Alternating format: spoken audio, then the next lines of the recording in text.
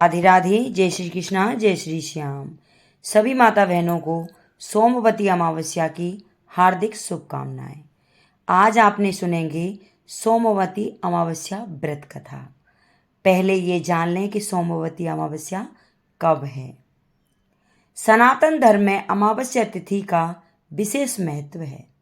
इस दिन साधक गंगा समेत पवित्र नदियों में स्नान ध्यान कर विधि विधान से भगवान विष्णु की पूजा करते हैं। इसके पश्चात जप तप और दान पुण्य करते हैं। इस शुभ अवसर पर साधक अपने पितरों का तर्पण और पिंडदान करते हैं। गर्भ पुराण में नियत है कि सोमवती अमावस्या तिथि पर पितरों का तर्पण करने से पूर्वजों को मोक्ष की प्राप्ति होती है। वही साधक को पितरों का आशीर्वाद भी प्राप्त होता है और उनकी कृपा से सुख सौभाग्य और आय और वंश में वृद्धि होती है। अतः बड़ी संख्या में साधक सोमवती अमावस्या तिथि पर गंगा समेत पवित्र नदियों में स्नान ध्यान कर भगवान विष्णु की पूजा करते हैं, साथ ही पितरों का तर्पण करते हैं। अब आइए जानते हैं सोमवती अमावस्या की शुभ तिथि और मुहूर्त के ये सोमवती अमावस्या कब पड़ रही है। पंचांग के अनुसार भाद्रपद माह की सोमवती अमावस्या तिथि सोमवार 2 सितंबर को सुबह 5:21 पर शुरू हो रही है और 3 सितंबर को सुबह 7:24 पर इसका समापन होगा। इस प्रकार 2 सितंबर को सोमवती अमावस्या तिथि मनाई जाएगी। इस तिथि पर गंगा स्नान करना बहुत ही शोभनीय होता है। ज्योतिषों की माने तो सोमवती अमावस्या पर दुर्लभ शिव योग का निर्माण हो रहा है। इस योग का समापन शाम 6:20 पर होगा। इसके बाद सिद्धि योग का संयोग बन रहा है। इस दिन शिव योग का भी निर्माण हो रहा है। सोमवती अमावस्या के दिन भगवान शिव कैलाश पर विराजमान रहेंगे। इस योग में स्नान ध्यान पूजा पाठ करने से अश्वमेध यज्ञ की प्राप्ति होती है। सोमवती अमावस्या का विशेष महत्व है। इस दिन गंगा स्नान कर पितरों का तर्पण करने से व्यक्ति को पितृ ऋण में मुक्ति मिलती है, साथ ही साधक को पितरों का आशीर्वाद भी प्राप्त होता है। इस शुभ अवसर पर पीपल की पेड़ की पूजा उपासना करने से सुख और सौभाग्य में वृद्धि होती है। अब श्रवण करेंगे कथा। पहले गणेश जी की कथा और फिर सोमवती अमावस्या की कथा।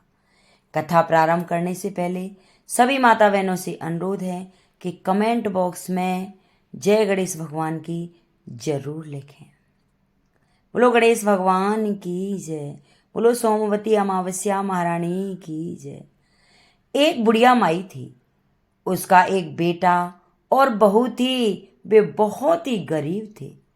बुढ़िया माई हर रोज गणेश जी की पूजा करती। गणेश जी हर रोज बुढ़िया माई से कहते, बुढ़िया माई कुछ मांग ले।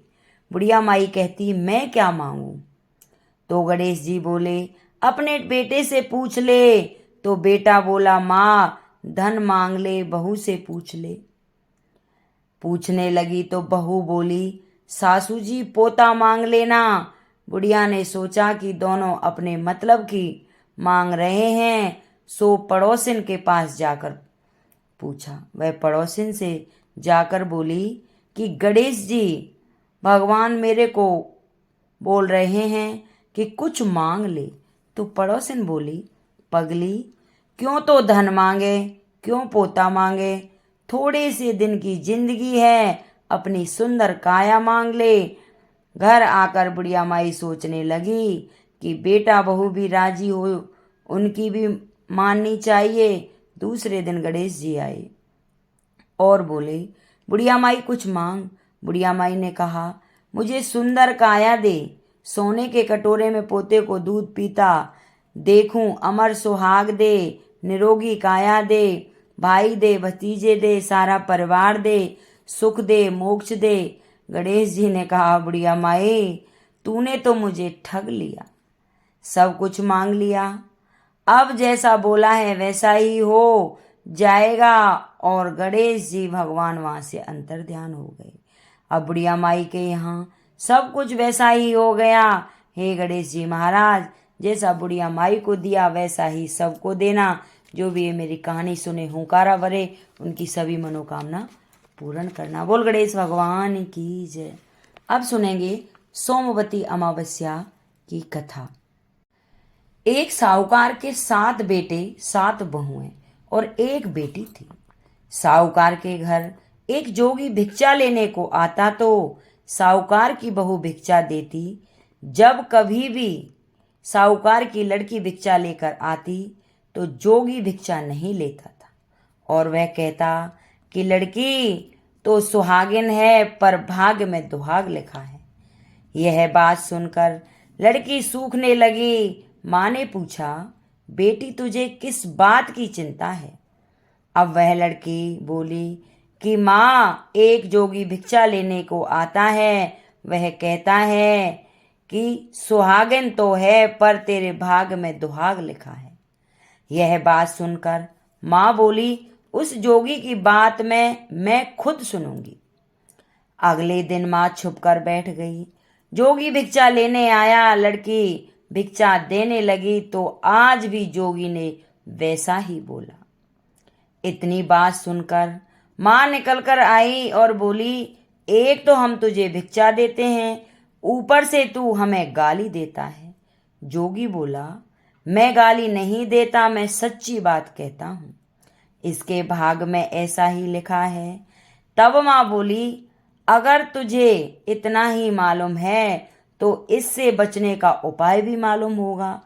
तब जोगी बोला कि 7 समुंदर पार एक सोना धोबिन रहती है, जिसने सोमवती अमावस्या कर रखी है।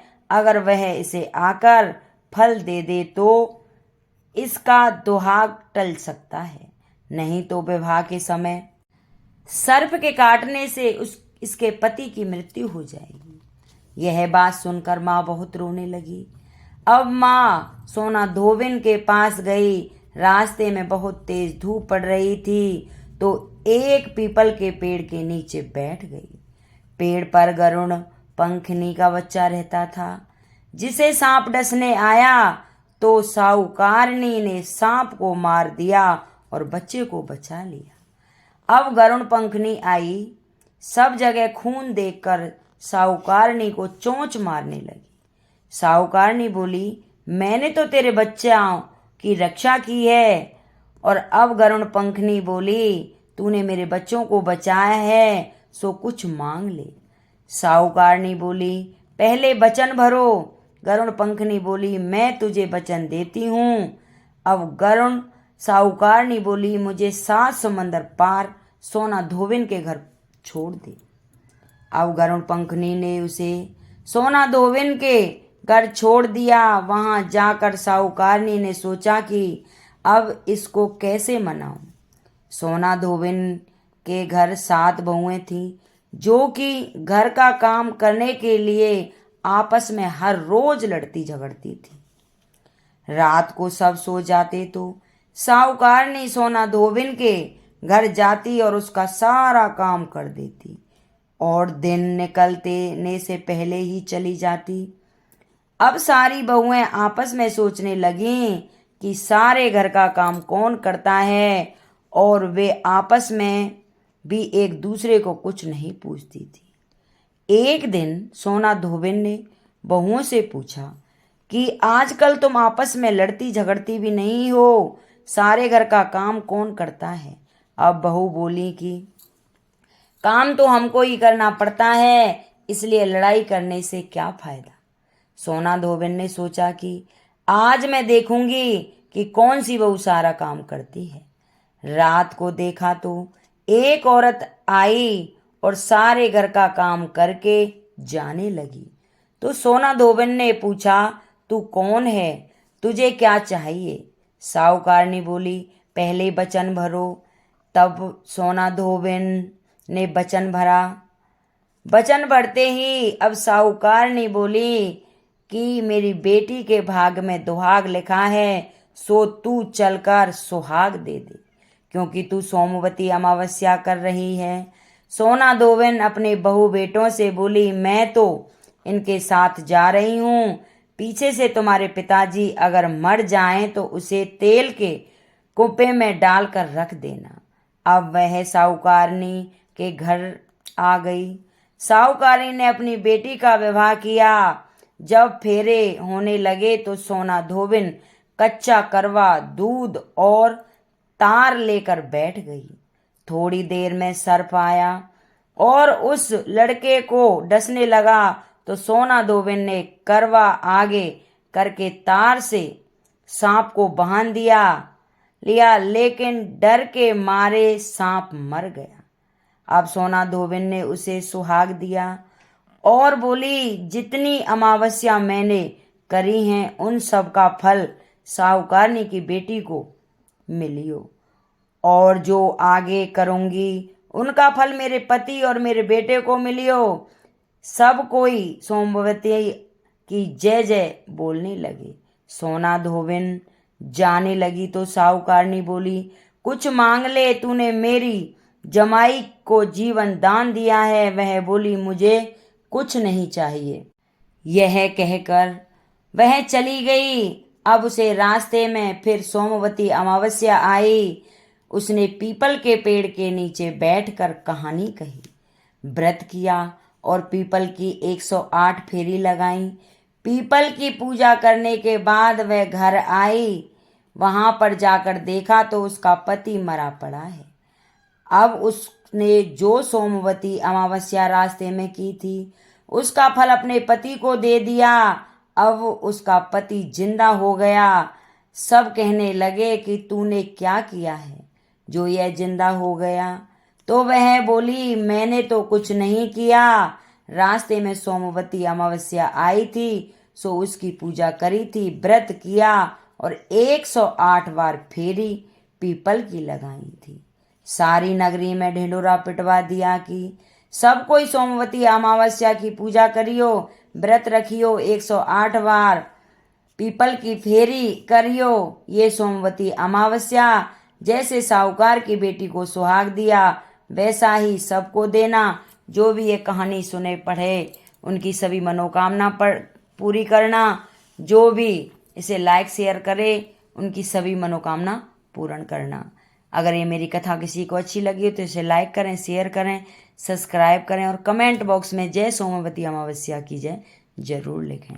बोलो सोमवती अमावस्या महारानी की जय।